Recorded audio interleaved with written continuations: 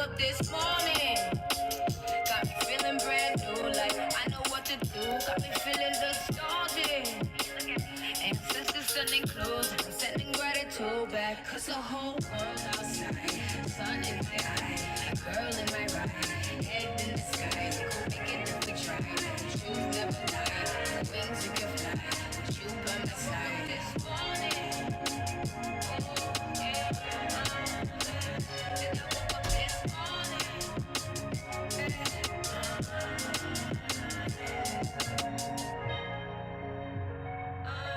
Not every day is easy, but I'ma keep it breezy. Not every day is easy, but I'ma keep it breezy. I'm like a caterpillar turned into a butterfly. I'm on the grass, it's always greener on the other side. And we gon' make it out the struggle, though we traumatized. I used to take this life for granted, I apologize. So thankful I'm alive, this jungle I survive. I'm on a natural high, just like the east side rise. My ex is sunny side, it's up to you to decide. Get on my level, tell the devil go somewhere and hide. So whole world outside.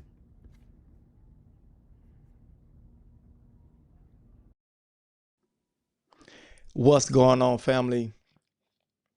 I hope everybody Friday is going good, man. We're gonna get started here in just a second.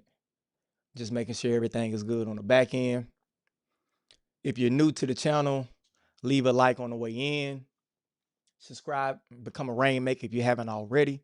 For everybody who has been holding me down since starting this channel, I really appreciate it, and I'm hoping tonight's stream can add value to your life. So we're gonna be talking about how to take control, stop waiting on help, and how to take control in your life.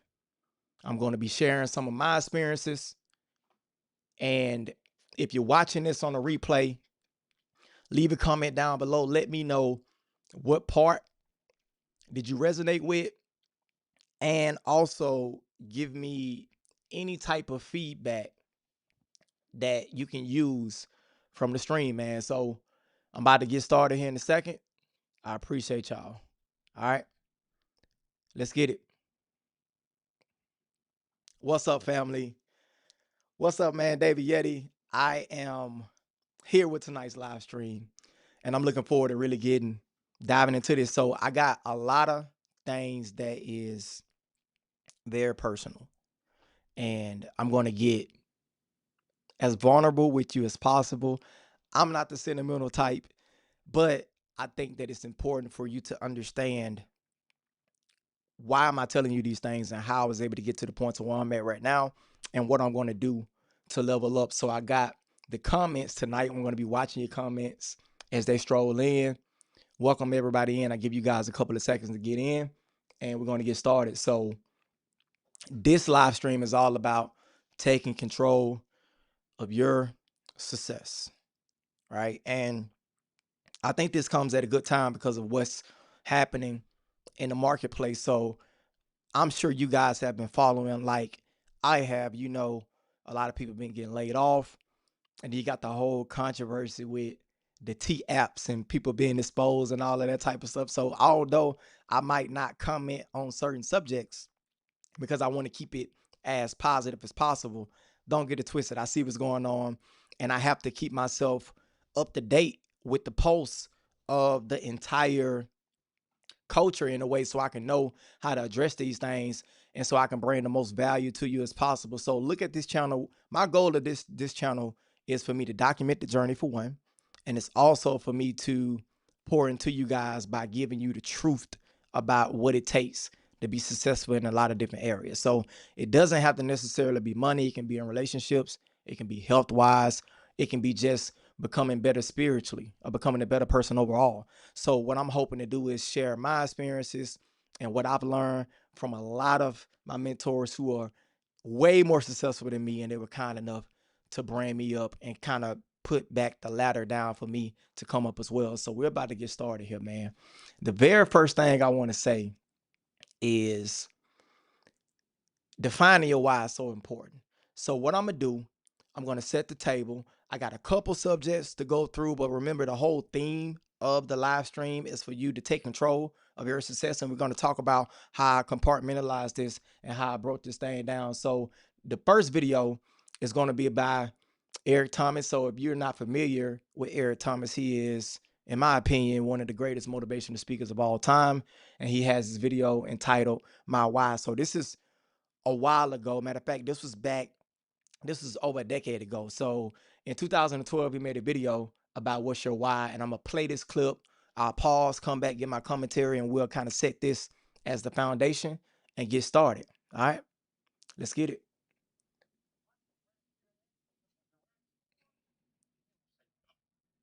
He don't say he ain't getting nobody excited. He Let's ain't he get it. ain't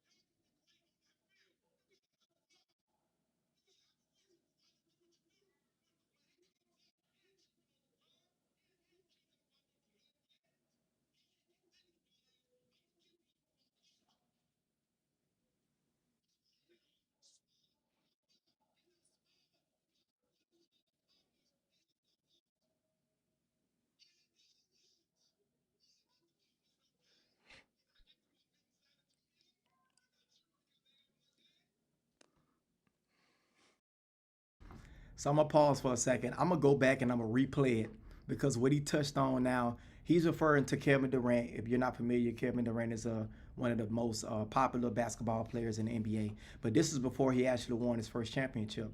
A lot of people don't know Kevin Durant wears the number 35, and it was because of his coach had got killed like a long time ago. His coach was 35 at the time, so that's why he picked that number.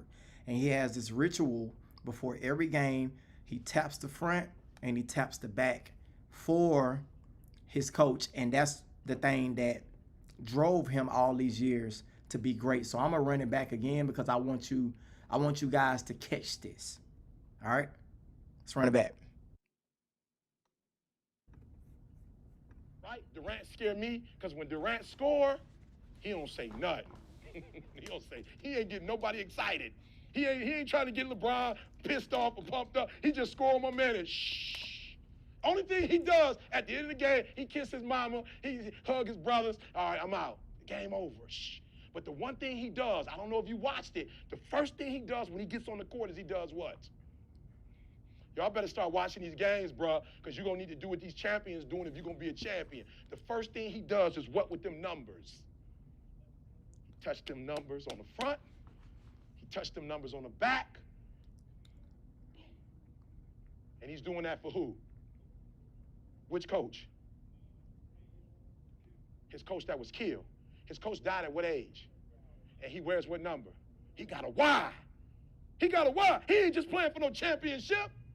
He not. You got to hear what I'm telling you. If y'all going to be great on that field, you got to have a why. You got to have a reason for why you do what you do. When he comes out, he ain't tripping on LeBron. He don't care nothing about no Dwayne Wade. All he keep thinking about is, I'm going to get one for my coach. That's why he ain't all smiling. Because why? He not smiling because what he's trying to accomplish, he has not what? He ain't got it yet. He ain't geeked about winning no game. He not geeked about beating San Antonio. He not tripping because they up one game. That boy, and you ain't gonna see that boy smile until he get the championship. And when he get it, he gonna hold up. The problem with some of y'all, the reason why you don't give 120% every doggone time you get on the field, because you ain't got a why for what you do. I'm gonna pause it right there. You know, just and I haven't watched this in such a long time, but I was just about to pause and say the thing that gets me about a lot of these athletes, right? If you notice, if you look in the background, some of them have the facial expression of nonchalantness, And it's like they don't understand or they don't recognize the opportunities that they have in front of them. And for those of you who are not familiar, athletes have a very, very short career span. I'm talking about 3 to 4 years on average, right? So you got to think about it. If you're not one of the top players, you have 3 to 4 years to not only make the biggest impact, but make the biggest amount of money. And then you want to set yourself up for life after football. The NFL, they call it affectionately not for long, right? So seeing these guys be nonchalant, it gets to me, not because I'm jealous and no shit like that. It gets to me because I can tell that they're gonna have regrets later in life. I can see it. 100%. I can see it. And he's about to speak to that because how do you stay motivated when you're making money? How do you stay motivated when, in their case, you have a level of fame already? You have a level of notoriety already, right? You can get any type of chicks you want. You can pretty much live wherever you want to live and stuff like that. Everybody's around you or yes man 9 times out of 10. Like, how do you stay motivated when you can get anything you want? And that's what he's talking about right there. The person that he's referencing, Kevin Durant, makes more money than damn near all of the football players in the league outside of the top guys. They'll probably make, around even. But the point that I'm making is, though, these guys sitting here nonchalant and shit, and I guarantee you, if I do the research, I guarantee you, most of them guys sitting in that room is no longer in the league anymore. This was back in 2012. I guarantee you that they're out of the league. And 80 to 85% of all athletes go broke after they retire or after they're, get out of their respective profession. Now, this is not me bashing the athletes or nothing like that, but I think it's a great metaphor because even if you go back to like a more realistic situation to like somebody like you and I that have a longer runway, and one of the things that a lot of people overlook is that with us, if you're working in technology, if you're working in hell, even if you're working in the trades, I used to be a welder as well, right? You have a 30 to 40 to 50-year career ahead of you, depending on how long you want to work. So you can make substantial amounts of money consistently for a long period of time if you play your cards right. And it kills me to see guys that don't take advantage of those opportunities. And I see it day in and day out. I see it every day from the lowest levels all the way up to the executive levels. I'm telling you for a fact. So what he's saying is 100% accurate in terms of having your why. I'm going to play a little bit more and I'm going to come back and I'm going to tell you what my why is and what's been driving me for the last 4 or 5 years. And the flame hasn't stopped. Let's keep going, man. I walk in the room, I can see some of y'all. I spoke to all of y'all when y'all came in for the most part. Why? Because I'm looking in your eyes. And I see some of y'all, and you ain't serious. And you think you about to go out there with the Ray Lewises of the world? Negro, please, when Ray come out, you see the passion. Every game, you see the energy. He come out every game like, y'all follow me. Follow my lead, baby, and we gonna win this thing. What's your why? If I don't give y'all nothing else, you better start that. What's your why? You know why I do what I do and I do it so passionately? Because my grandfather was a high school dropout. My father was a high school dropout. I was a high school dropout. And we about to break the cycle. I do what I do so my son won't have to go through what I went through. When I was at the football game, my old dude wasn't with me. I saw other kids with their father. I said, that'll never happen to me. I do what I do because my daughter says she's going to Harvard. It ain't even about y'all. I'm about to come in here and blaze y'all. Why? Because I'm trying to get you all the NFL. I ain't about to miss this opportunity. This is the first NFL team I've ever done in my life, and I'm about to lick it. I'm about to give everything I got, and I will know if I don't get another gig, it won't have anything to do with the fact that I didn't put everything on the field. 100%. 100%. Spot on. And if you look at this guy back here. Look at him. Look at this dude right here. This dude been mean mugging the whole damn speech, and it's only been about 3 minutes. See, look. Let me tell y'all something, man. Opportunity is among us. Opportunity is abundant. I don't care what you see in the news. I don't care what they're talking about in terms of the Epstein files or the Diddy case or this and that. I'm telling you for a fact, This is the best time to be alive in American history. There are going to be more millionaires made in the next 10 years, 10, 15 years than any time before, and you can be one of them. But it's up to you. Listen, I had a conversation with my kids earlier. And if you're not familiar, if you haven't had a chance to watch some of my earlier videos, I'm married. I've been married to my high school sweetheart for the last 12 years, right? Coming up on 13 years, actually. And we have 6 kids together. Age range from 18 all the way down to 5 years old. I had one of the hardest conversations this morning before this stream, actually. And I had to tell my kids that they won't be able to go back to the private school that they went to a school year ago. So just to give you some context, we were able to send them to one of the best schools in Atlanta, and they blossom in so many ways. It wasn't just the grades, it was socially, friend groups, coming out of their shell, trying different things, getting into sports, getting into instruments, getting into all these things. And obviously the grades came with it, but I seen a spark in my children's eyes that I've never seen before. And unfortunately, I had to take them out of that school and send them back to a regular school this past school year. And it damn near broke me. Not because I think my kids are too good and nothing like that. No, because I want them to have the very best available. And I let them down because I didn't do what I needed to do to generate enough money to pay for the school to send them back. And my 11-year-old daughter cried early, and she told me that she sad because she's going to have to tell her friend that they won't be back at the school until January, and possibly they won't be able to go this school year either. And that brought back memories for me. 2 years ago, 2 years ago, the day after my birthday, March 3rd, 2023, my aunt passed. And my aunt was more like, she was more like a mom to me at a lot of different times. My mom is still alive right now, but me and my mom don't have the best relationship. It's getting better now, but we didn't have the best relationship for quite some time.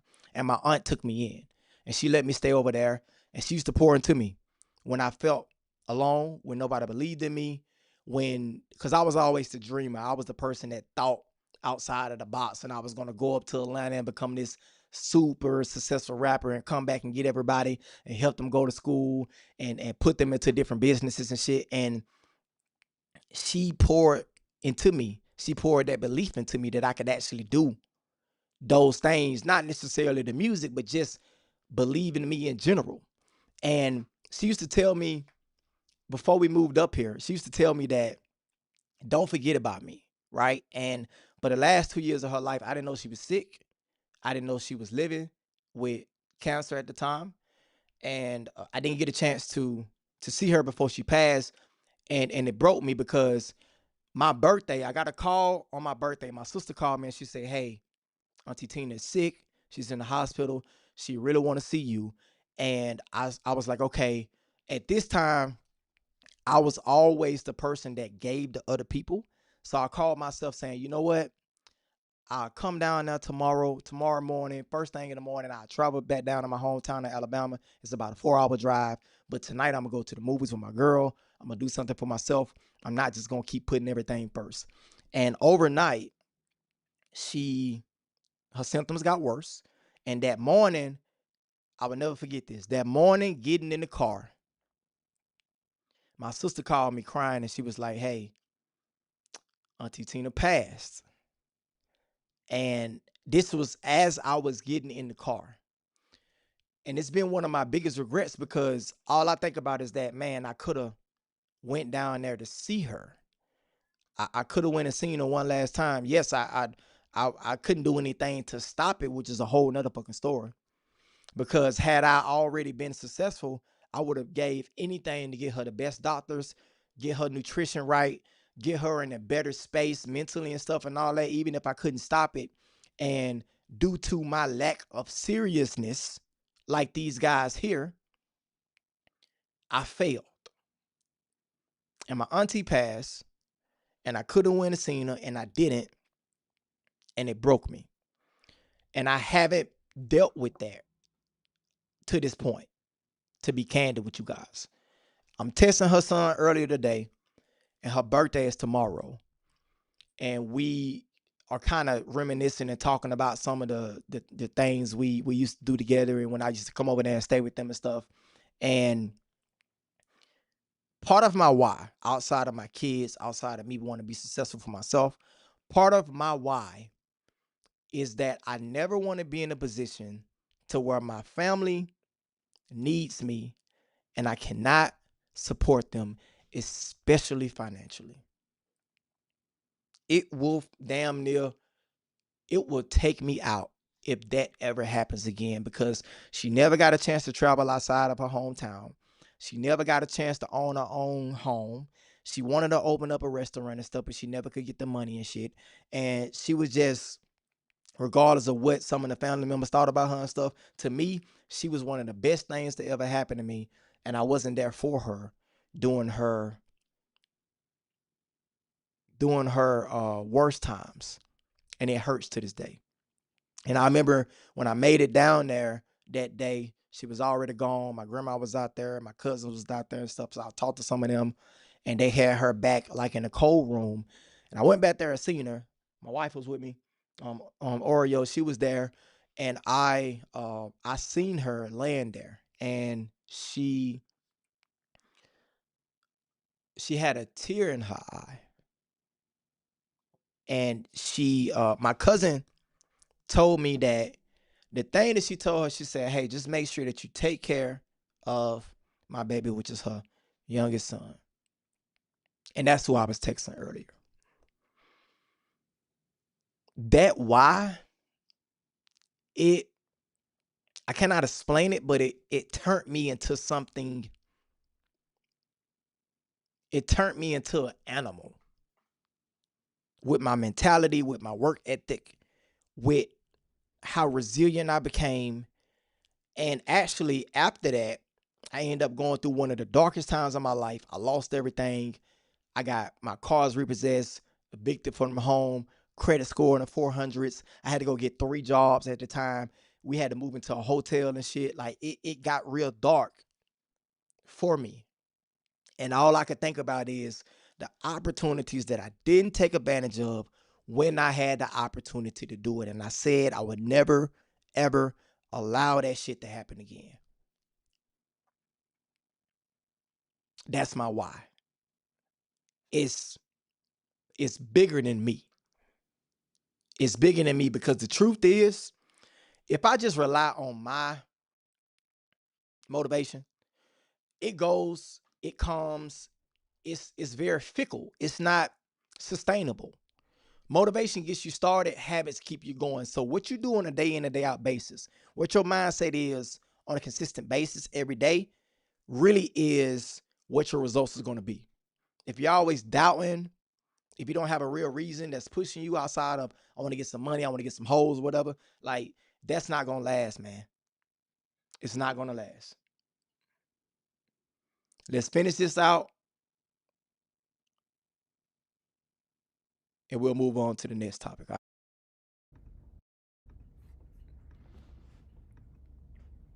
What's your why? Why do you wake up in the morning? Why do you put on that jersey? Why do you go out and practice? Why? You ain't got nobody. Listen to me. Listen, okay, I want you to write this down because I'm about to get, ooh, I'm getting there. All right. Slow down, E. I'm getting excited.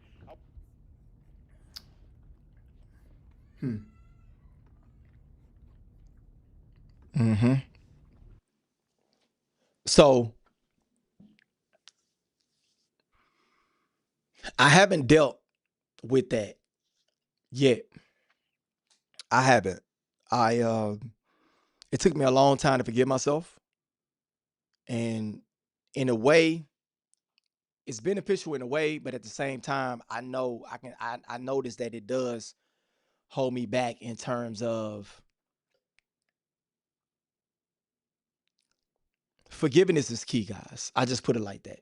We'll talk about that in other videos, but I just want to let you know that forgiveness is so very important, man. I promise you it is. It's extremely important. So I got this next clip from one of the movies. This was actually a extremely tough movie to watch. Give me 1 second. Boom, boom. Sound effects. Sound level. Boom. All right. So this movie is actually a extremely hard movie to watch. It's called Fences. And this clip right here actually, let me move over to the next one. This clip right here is actually a very multi-layered clip. I'm gonna play it. Maybe I'll pause it in the middle, get my commentary, and we'll jump into why moving to Atlanta changed my life forever. I'll give you a bit of the backstory, and then I'll give you some insights in terms of why I think this was one of the best decisions I ever made before in my entire life. Can I ask you a question? The hell you got to ask me, Mr. Stawicki, the one you got the questions for. How come you ain't never liked me? Like you? Who the hell said I got to like you? What law is there say I got to like you? Want to stand up in front of my face and ask a damn fool-ass question like that? Talking about liking somebody. Come here, boy, when I talk to you. Straighten up, goddammit. I asked you a question. What law is there say I got to like you? None. All right, then. Don't you eat every day?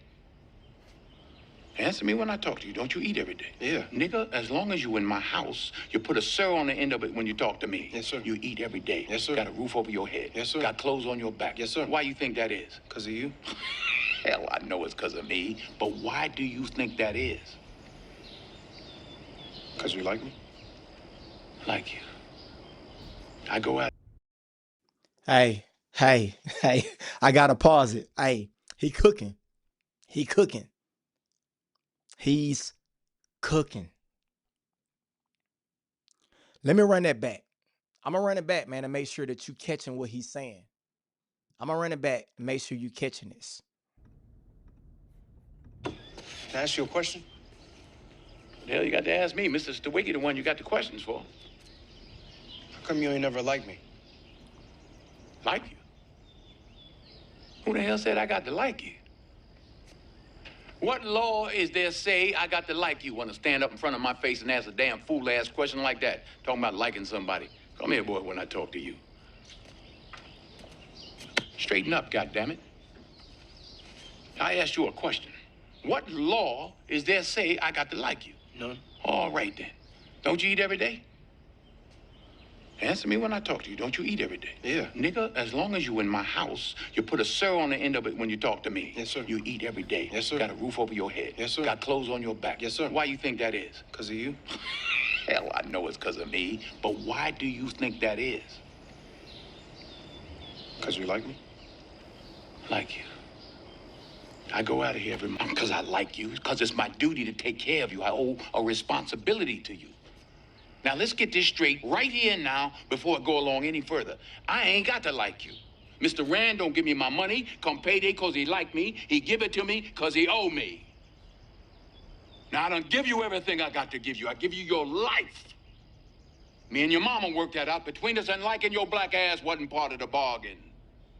Now, don't you go through life worrying about whether somebody like you or not. You best be making sure they're doing right by you. You understand what I'm saying? Yes, sir. Then get the hell out of my face and get on down to that A&P.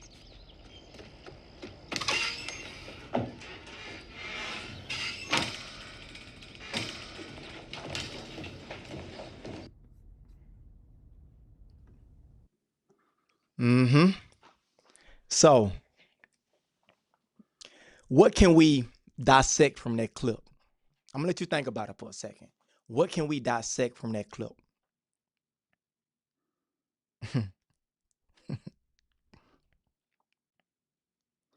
You know what I see? up and down my timeline. You know what I see on YouTube, on Instagram, on TikTok? I see a bunch of whining. I said it. I see a bunch of men whining and complaining, and they got the attitude like, oh man, it's me.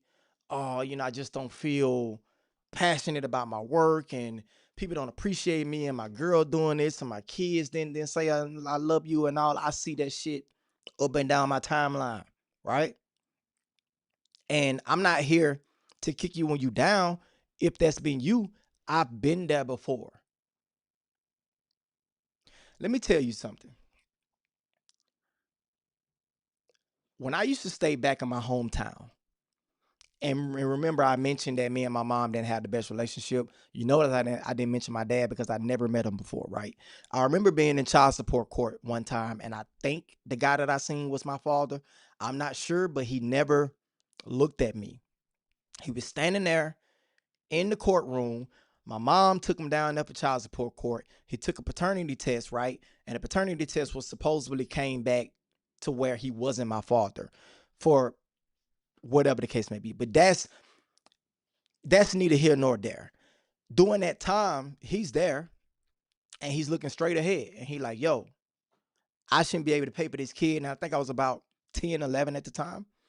And I felt what he felt in that clip. I was like, man, like, do this guy like just don't like me? Like, did he, do he even want to have me? Was I a mistake? Was it a one night stand? I had all these questions going through my mind for years. And I finally seen him. And in that moment, I realized that it wasn't about whether or not somebody liked me or not, whether or not he liked me, whether or not he wanted me. If he was my father, which to this day I still don't know, he had a responsibility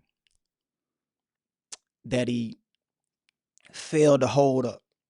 And allegedly, he had an entire different family in Mississippi, and he had all girls, about 4 or 5 girls. I have 4 or 5 sisters I never met, and he could never have another boy.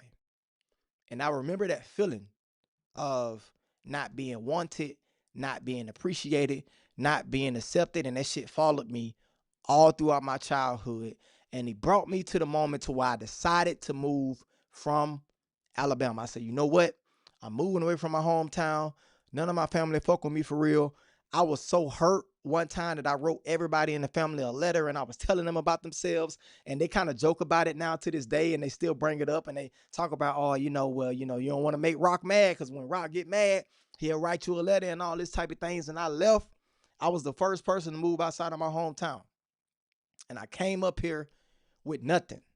No credit, no job, no prospects of even having income. Wasn't the wisest move, but I said, you know what? It has to be the environment. It has to be everybody else. It is no way that it could be me. I'm moving away, and I got the fuck from out of Alabama. I did. I left. And I didn't even have a place to stay. We had to stay with my sister-in-law, sleep on the air mattress in her living room for about 3 months, 2 or 3 months, until we actually had the opportunity to get our own place. And I remember when I jumped and I moved to Atlanta, I got a rude awakening, because the truth is, it was probably a combination of the people, of my family, of my friends. But the truth is, it was 100% me. I had to look in the mirror. I'm going to say it again. I had to look in the mirror. I had to take responsibility before why I wasn't happy, why I wasn't successful. It was me. And it took me 2.5 years to work on myself to where I was at a functional level. And what I mean by functional level is to the point to where I had any type of confidence. It had got so bad, man, I couldn't even, look, we family. I'm going to be real with you. It had got so bad, man, I couldn't even fuck. I couldn't even get it up. That's how bad it got. Real talk. That's how bad it got. 100%. So moving to Atlanta changed my life, not because of Atlanta had more opportunities. I was able to build my network and meet other people and all this type of shit. No, bro. For the first 4 years, I ain't know nobody. Atlanta changed my life when I moved because when I got from around the people that I was blaming, I had nobody else to blame but myself. Yep. I'm going to say it again. Moving to Atlanta changed my life because I had nobody else to blame but myself. And that was one of the hardest things I ever had to do in my entire life, was to face the man in the mirror. So when we talking about the subject overall in terms of taking control of your life, taking control of yourself, the number one thing that you can do is take extreme personal accountability for where you are and stop looking at everybody else. I promise you, I don't give a damn I don't care if something happened before and they actually wronged you.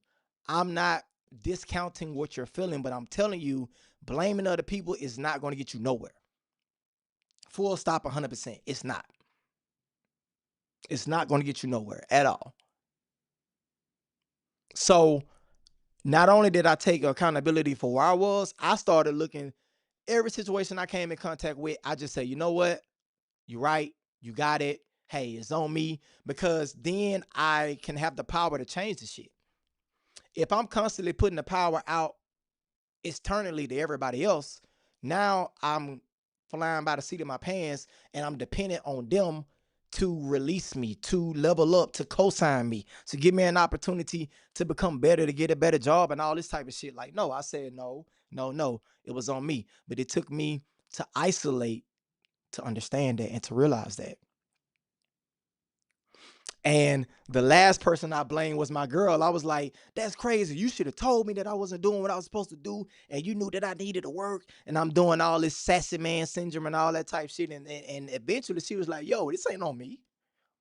I'm doing what I need to do. I'm working. You not. You ain't working consistently. You trying to figure out this real estate guru thing and you doing all this bullshit that don't make sense. It was not on my girl. It was on me. That's the truth. It was on me. So that might have not been what you expected, because you was probably expecting me to say, yeah, man, when I moved up to Atlanta, it was bigger opportunities. I met people. This one thing led to another. Yes, all of those things happened later. This was years later. This was recently, the last couple of years. But it took me 6, 7 years to get over my own bullshit. That's the truth. It took me a very long time to get over myself. So when he says in this clip right here, and by the way, Denzel killed this movie. Actually, Denzel and Viola Davis, they both killed this role because it depicts what marriage and what relationships in the black community, a lot of times, what it used to be back in the day before we got all this new school shit that we got now. That's how it kind of used to be. And as somebody who was born in 88 and I was raised in the 90s, I really didn't get a chance to experience the full 90s for real, because about the time I was like 8, 9 years old, you know, I really didn't know what the hell was going on. I was really raised like in the early 2000s is when I was raised. And by then some things had changed. But I value being a man because it gives me extreme control over my entire life. I'm going to say that again. Being a man is the best thing in the world because it gives you an opportunity, if you're willing to take responsibility, it gives you the opportunity to take accountability for your life, commit to a goal. And the truth is, you don't really need anybody to start. Yeah, you hear people say networking and you can't do it alone and no man is an island. Man, that's after you've already done the work within yourself. When you already made yourself great at something, and then you connect with like-minded people that you can trade ideas from. You guys can help each other out in your respective careers, and you can be of value to the group. For a long time, I wasn't any value to anybody else because I wasn't value to myself and I wasn't of value to my family. You guys understand what I'm saying? Do you understand like how special the opportunity that you have right now? That's the truth. That is the truth. So I hope that you guys are starting to understand as I put the pieces to the puzzle together. I hope you're starting to get where I'm going with this. The theme here is your why, okay? Jumping, but understanding that it's not everybody else, it's yourself. And now we're going to move into why no one is coming to save you. No one. No one is coming to save you. Let's move over to that. I got a clip I'm going to play. I'll stop it, pause, get my commentary, and then we'll get right back to it. All right? Let's get it.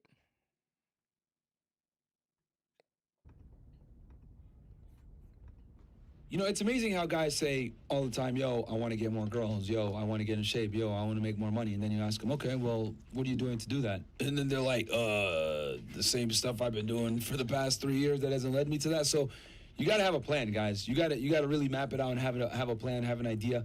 And, you know, the biggest thing to remember is if you've always done what you've always done, you're going to continue to get what you've always gotten. You know, the definition of insanity is doing the same thing over and over again, thinking a different result. And I think a lot of people do that. I remember growing up, right, in high school, you know, you get those, right, in high school, you always have those people that you think are going to be, like, successful. Then you got some that are, like, losers and stuff like that. And the one thing I noticed with the kids that, you know, whether they were in a lower level, lower IQ class, or they just weren't, you know, they didn't really have aspirations like that, they would say, I'm going to do X, Y, Z, but then you would see what they're actually doing, and they're doing the same thing they've always done. They're still smoking weed. They're still playing video games all the time. They keep saying, I'm going to change, I'm going to make a change, but they never actually make a change. So, I mean, obviously you want to start small. It could be with just like cutting out one bad habit and then slowly building from there. But the reality is you're going to have to give up and stop doing the things you're currently doing if you want to change from what you're doing. Yeah. And I don't think enough people understand and appreciate that you must actually take real, hard, tangible steps towards changing if you want to actually get the change that you want. You know what? 100%. 100%. And the thing that I really appreciate is that we have people online. Shout out to you, Myron. Shout out to Fresh. Shout out to whole Fresh and Fit team, right? And you know, I rock with you guys. I like hearing stuff like that because what it does is it puts the onus back on you as an individual. Look, guys, I don't care what happened to you in life. The truth is, no one gives a fuck about how you feel, what you've been through. The only thing that matters is the results. I'm going to say that again. The only thing that matters is the results, right? Now, obviously, we want to do it in an ethical way. We want to be legal. We don't want to do nothing illegal or nothing like that, right?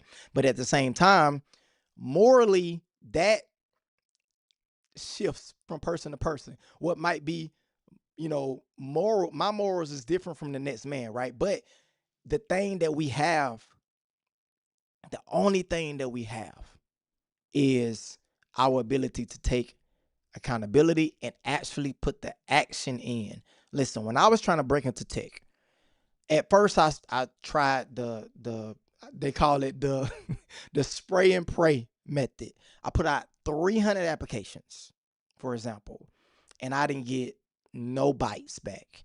And I tried to reach out to people on LinkedIn at a lower level, people that I will be on the team with, asking them for referrals, doing all of these type of things. And people left me on red. Nobody responded to me, right? And then I said, you know what? Okay, well, this is not working, obviously. What he just said, doing the same thing over and over again and expecting a different result is crazy. And I did that for a while until I realized, like, well, wait a minute. If the people on the team is not going to respond to me, what if I reach out to the managers? And I say, you know what? Nah, the hell with that. What if I reach out to the directors? And I kid you not, the tech company I work for right now, the very first person that responded to me was a high-level director in cybersecurity, and he was kind enough to meet with me for 30 minutes, and that started my journey to building my network. And the next thing you know, he introduced me to another director, and she introduced me to a manager, and this person introduced me to another manager, and now I'm in the chain of command of all of the people that I first initially met by bypassing the spray and pray method. And I started being very direct, and I started putting actions every fucking day. I would come in and I would say, you know what? I'm reaching out to 15 people. I'm writing 15 emails. And like you said, starting small is fine. But what I did was I just did that for a consistent amount of time for like 3 or 4 months straight. Every day I was emailing, cold emailing, setting up meetings, practicing my interview skills, having informal interviews and stuff. And that's how I was able to break into tech. And now, come full circle moment, almost a year and a half later, people are reaching out to me to get advice on how to break in. And I'm not doing what people did to me back then. I am a lot more responsive. And as long as I'm not busy, I'll take time out to meet with them because I know how I felt. But make no doubts, no frifs about it. Like, listen, don't get it twisted. It's gonna take action. Nothing is gonna come to you by you just wanting this shit or by you just wishing it to happen. Let's continue, man. Job at AT&T taking phone calls. Yep. There's a call center with like at least 200 agents, right, from around the world. Yeah. And people were there for 40 years plus. I was like, 40 years? And they said, yeah, I want to leave here Damn, one your day. niggas was singular. Yeah, bro. and it's like, the dudes used to work for Singular. yeah, they got different contracts like Xbox and Yeah. AT&T, but that actual department, they were there for so long. And I was like, what's your plan to get out of here? Oh, yeah, well, one day I'm going to get out this office job and Yeah. have my own career. I'm going to be an entrepreneur. That's so true. I'm like, awesome. When? Oh, bro, soon. I just got to figure things out. I'm like, nigga, you been here 40 years. It's crazy to me. But that right there had me scared because I'm like, damn, if they're here this long saying all this shit, I got to make a change. When I worked at Macy's, loss prevention, right? I was 18 when I got that job, right? I did the security there, and I worked there until I was about 20 years old because I went out to college. There were people they're working that were like 22, 24. One girl was like 28, 29, making like $10 an hour. This is back in like 2008. Yeah. And yeah, what would everybody say? Yeah, I'm gonna get promoted, or yo, I'm gonna go get another job, or yo, I need more money. Like y'all right now, I'm guarantee you guys know exactly what I'm talking about. All of you have a job right now, right? Where you have your coworkers, and y'all are bitching about how much you get paid. You're gonna bitching about the hours, and you're complaining and saying, yo, well, I'm gonna fucking get out of here. I'm out of this place, etc. And what ends up happening? 5 years later, Let me tell you something. He cooking because when I used to work at this shipyard, and this back when I was a welder. I used to work at a shipyard, and the truth is, I started off as a student, so I wasn't getting paid at first, and I never forget this, right? I went to a training that was free, and it was adjacent to the shipyard that we all wanted to work at. So it's a free program, but you had to come from 5 p.m. to 10 p.m. Monday through Friday, every day for like 16 weeks, so like 4 months. So imagine working in the morning time. I was working at like a restaurant. I remember working at a restaurant, and I would have to get off at like 4, really 3:45, and make it through the traffic before the 5 o'clock traffic hit. And at the time, we only had one car. So my girl used to drop me off, and I would stay there every day. And we started off with a big class, about 20 some people. The first 2 weeks, 5 people left. So we was down to 15. Those 15 people, we end up staying, and we went through the B class pipe welding training. The training center was called ADT, and the company was called Also USA. So if you from Mobile, you know what I'm talking about. Also, it's still open to this day. But the goal was to finish the ADT plan, the program, and then they were supposed to get us a pipe welding job at Class B, right? So at the end of the 16 weeks, and I remember we went through, shout out to Mr. Bob. He was one of the best teachers I ever had before in my life, and he taught me how to pipe weld. And I remember being there every night, not getting paid, and I would sit around, talk to my classmates, and we were all planning out our checks. We like, yo, They paying $20 an hour. You heard me? This is like back in 2013, 2014. I'm like, they paying $20 an hour. At the time, I'm making like 10. I'm like, man, it's about to be up. You heard me? I'm going to get a charger. I'm going to get my wardrobe together. I might get me a fly little crib. And so we planning out the money that we haven't even made yet. And at the end of the 16 weeks, we graduated. And I never forget. I would never forget this. Remember, I said we started out with 20. 5 people left. We had 15. Those 15 people finished that Class B pipe welding class. And at the end, we were supposed to go get a job. They end up telling us, hey guys, we don't have any Class B openings right now, but we have a Class A training that's starting in about 2 weeks. Since you already finished the Class B, you put the work in. Now we want to teach you how to weld restricted. We want to teach you how to weld aluminum, copper, nickel, right? We want to teach you how to do stainless steel. So you can do a Class A class. It's still not guaranteed, right? But you can get to this. You will have first deals on this class. You have a first right of refusal because you already been through the first class. Out of the 15 people, 6 of us went to the second class. 6. And it was another 12-week class. I think it was either 12 or 14 weeks, something like that. A little shorter than the first class. And I remember it was the same time, same training center. And we were in that motherfucker grinding. Do you understand? We was getting it. I'm talking about learning how to weld with the mirror, doing restricted welds. Like we had got so good to the point to where we can, we could walk the dog when we was welding. We was going around the pipe. I'm talking about we was killing it, right? And at the end, all of us graduated. So we had 6 people. 6 of us graduated. Guess what they said at the end of that? They said, okay, you guys did an awesome job. We have some openings, and we know that you're certified at a Class A, but the only openings that we have is Class B pipe welding. So let me take a step back. The first time we went through the class, it was for Class B, and we were supposed to get a job after that. We spent 16 weeks. Okay? Started out with 20 people. 5 left for the first 2 weeks. 15 people left. All 15 graduated. They said, all right, we got another class, Class A. It's going to be about 12, 14 weeks. Same time, right? First right of refusal. If you want to come in, you can come in that class. Because one of the requirements was you had to have the other certification first. Only 6 of us, right, came out of the 15 and took that Class A class. I'm going to tell you one of the craziest things ever that happened. Guess what ended up happening? The Class B opportunities was available, just like they said. We put in the applications. Guess how many of us put the application in out of the 6? 3 people. 3 people. All 3 of us got hired, and they started us off at $20.85 an hour, and none of us looked back after that. So what am I saying? What am I saying? The theme of this topic is, I promise you, nobody cares as much as you should care about your own success. This is the whole theme of taking control of your success path. We started off with 20 people. 5 quit in the first 2 weeks. 16 people finished out of that class. Okay.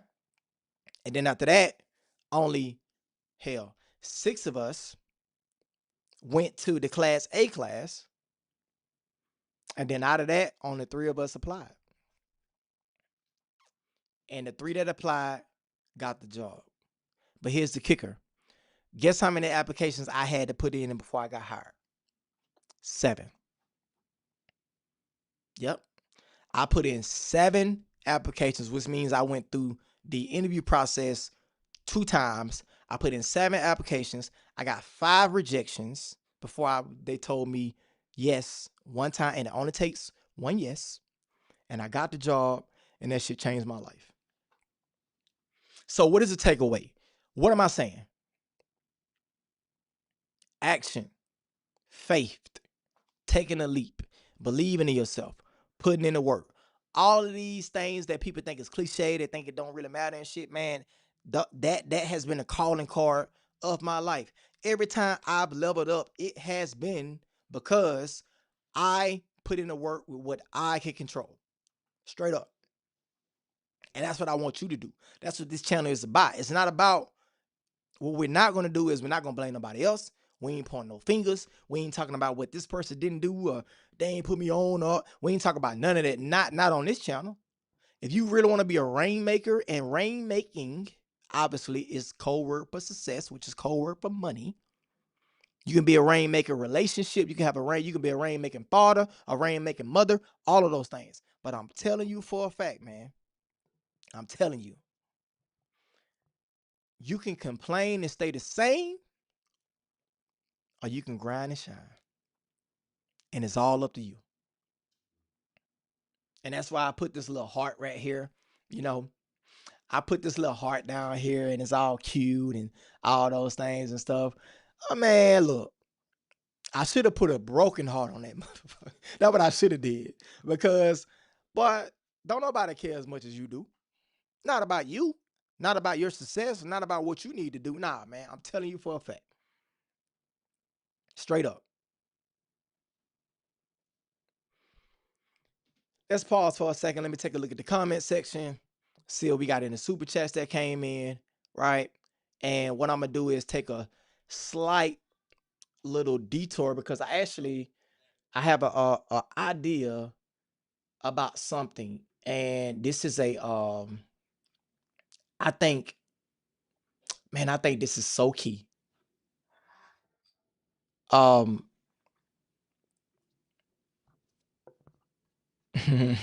This is gonna be good. I hope y'all enjoying the stream, man. I hope y'all are gaining value for this. So I got my background set up right there. I got my light. So what I'm gonna do, I'm gonna switch this over to another color. Boom, boom, bam. Like that, right? And let me move that over just a little bit. It's over. I got these lights right here. Boom, like that. See if you can see. Oh yeah, that's it right there. I like that. All right. So I'm gonna go over to the last topic, and I'm gonna get you guys out of here. After this, I'm heading to the gym.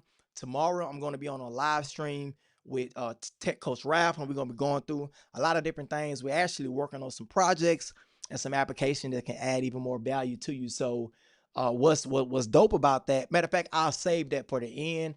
I'm gonna play this winning mindset right here, and it features the greatest basketball player of all time. Of course it does, Rock. Yeah. Michael Jordan tells me one day he wants to be the best player that's ever played here. And I said, well, you got to work harder than you did in high school. He said, I worked as hard as everybody else. I said, oh, excuse me. I thought you just told me you want to be the best player to ever play here. He said, I'm going to show you. Nobody will ever work as hard as I work. Michael Jordan is not only the best basketball player, but he's the most exciting basketball player to ever play. We only dream about doing things that he can do. Jordan, open, Chicago with the lead. Played professional basketball for the Chicago Bulls. 32 seconds to go. A 1-point lead for Georgetown. Gordy to Black. The time, 18. Shot, Jordan, Michael Jordan. If I had to trace my evolution, the Michael Jordan evolution, it always had to start back in college. Hitting the shot against Georgetown in 1982 when I really didn't know exactly what I was doing. Carolina has won the 1982 NCAA championship. It awakened a person inside of me to excel, to compete to excel, to be one of the best, or be the best. That drove me. And I guess with that shot, it kind of ignited a fire inside of me that nothing was going to stop. My biggest motivation in life, is to to compete, find different competitions in certain things in life and try to overcome that, be it positive or negative. But I have yet to meet someone who is as competitive as me. I've missed more than 9,000 shots in my career. I've lost almost 300 games. 26 times I've been trusted to take the game-winning shot and missed. I've failed over and over and over again in my life. And that is why I succeed. It was 97, we was in... That's cold. That's cold right there. I don't know if you caught what he said, but he remembers down to the amount of shots, the amount of games, how many times his team trusted him, right? And how many games he lost. And the crazy part about it is, I believe we all have a bit of a psycho edge to us if you awaken it. It's scary when you first come upon it. And I believe that it's the very thing that pushes us to succeed in life in general. He just said, Michael Jordan just said, in so many words, I'm going to paraphrase what he's saying is, the amount of losses that he took drove him to continue to push past whatever fears, whatever limitations, whatever holes he needed to work in his game in order to be successful. And that's why he's successful, because of how many times he's failed. Then if that's the case, if the greatest basketball player of all time, if that's his mentality, then why, when it comes to us, why don't we look at ourselves as athletes for life? From Steph Curry to Kobe to LeBron to all of these guys, they all have what? Personal trainers, chefs, and they have individual coaches that work on their skills outside of practicing with the team and stuff too. The most successful people I know in life, they all have coaches, and this is people in tech. This is businessmen. These are husbands, wives. Like, they all have some bit of coaching. Even in the sales organization I'm a part of, the most successful people all have coaches, and they train as if they're athletes. Why you can't do the same thing? You think you so gifted to the point to where you don't have to train like a lot of these other people? Look, I think I'm sweet, and I think I'm pretty good looking, if I say so myself. But I ain't crazy about a long shot. I know if people like Martin Luther King had to practice on their speeches, and different people that have become way more successful in their respective fields, whether or not it's Dave Chappelle or whoever the case may be, they all worked on their craft. And at one point in time, I just thought I was going to roll out of bed, and I'm just so sweet with it to the point to where I ain't got to work on nothing. It should just come to me naturally. Yeah, they can work on their game, but I mean, I'm a normal guy. What I need with a coach, man? I think that's the biggest myth, is that you can do it all your own when it comes to improving your game. You might have to take a certain class. You might have to learn from a professor. You might have to go get an accountant. You might have to join like a certain organization or a certain group of people that's heading in the right direction or the same direction as you, in order to glean off those people. But don't get it twisted though. Your dreams are worth fighting for if you believe it is. That's the truth. I'm going to rewind that again because I want y'all to hear what he just said. I want y'all to hear this. My biggest motivation in life, is to compete, find different competitions in certain things in life and try to overcome that, be it positive or negative. But I have yet to meet someone who is as competitive as me. I've missed more than 9,000 shots in my career. I've lost almost 300 games. 26 times I've been trusted to take the game-winning shot and missed. I've failed over and over and over again in my life. And that is why I succeed.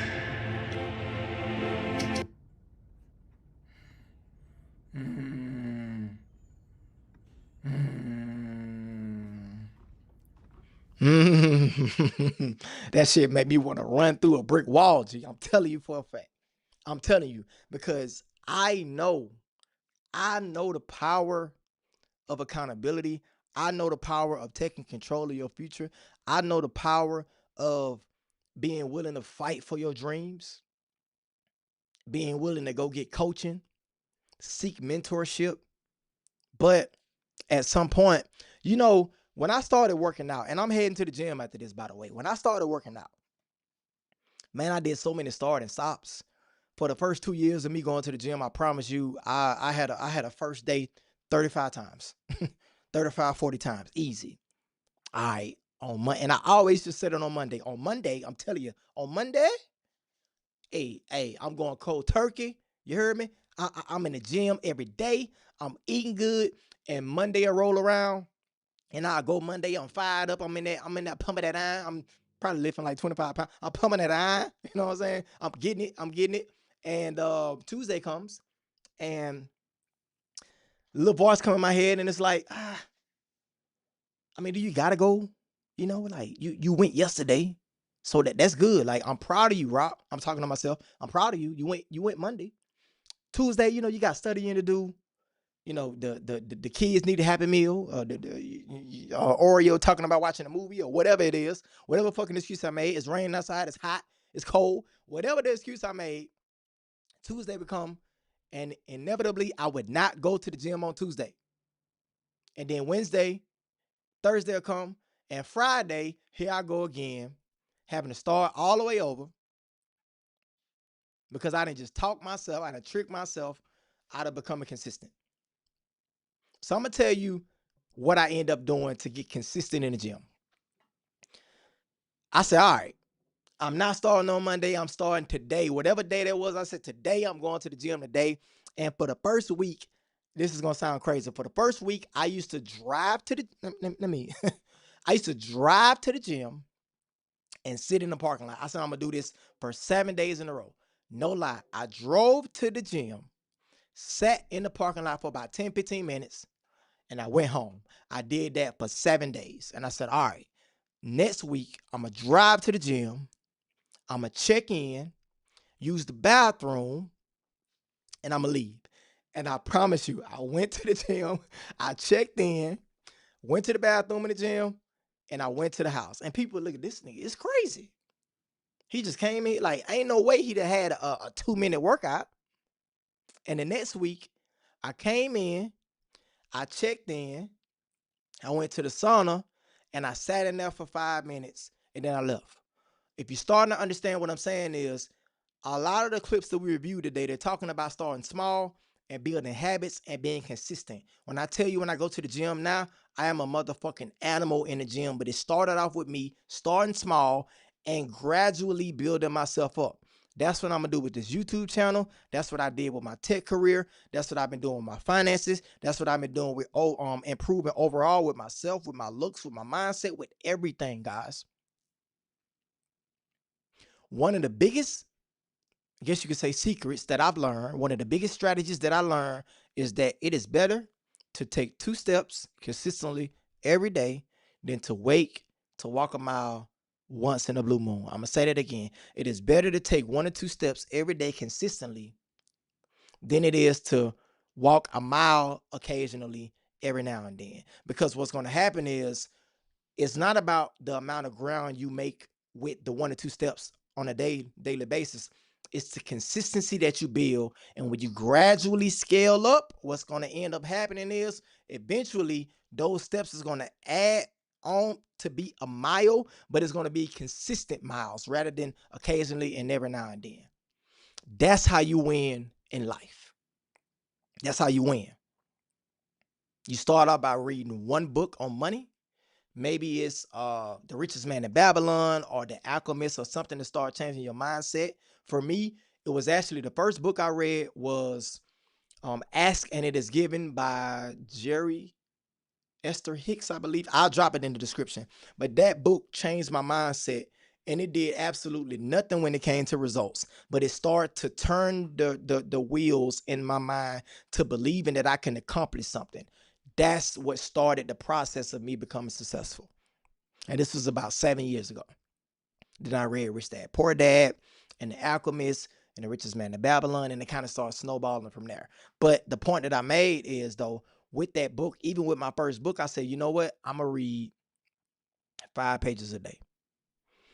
And eventually that turned into, and I'm using this book as an example, but my point is it eventually turned into chapters a week and 1 chapter a day and 1 book a week. And now I'm feeding myself with positivity. And then I started implementing those things that was in the book. And I learned how to do my own credit. And I learned how to get into marketing. And then I just started slowly scaling up to the point to where now I'm finally over 6 figures. But even with that, me being here now, I understand that this is just the tip of the iceberg. Now I'm shooting for 300, 400K. We're talking about clearing $25,000, $30,000 a month after taxes and income, for example. Last thing I'm going to tell you, and I'm going to get out of here. I used to be 145 pounds soaking wet. Do you understand? 145 pounds soak and wet. I am now 164 pounds of damn near pure muscle. What my mentor used to say, twisted steel and panther piss. And I'm an animal now, but I had to work up to that. And even with that, there's still things that I need to do, and there's still more runway for me to improve, for me to get better. So what I don't want to hear from none of you, is, man, do I deserve this? Man, can I make this happen? Man, this person ain't do this for me, and they ain't look out for me, and they was hating. Now, I don't want to hear none of that. Not on this channel, not in our community that we're building. I hope that you can take something from this live stream and apply it to your spirit. I prayed before this. I'm hoping that God was able to speak through me and give you guys the messages that you've been looking for. Maybe I can confirm some of the things you've already been, thinking about doing. And whatever that little voice is in terms of you leveling up and whatever your next level is, I'm hoping that I can be a part of it. And I'm hoping that you can find something that can help you in that process. All right. I'm gonna get out of here, man. It's about 8:18. I'm gonna head to the gym. Like I said, tomorrow I post on the community tab. I'm gonna be working with my boy Tech Coach Ralph. Shout out to him. Shout out to all the bad chasers. Shout out to you, especially if you're watching up until this point. You are a motherfucking superstar. I love you. I appreciate you. Have a great night, man. Peace.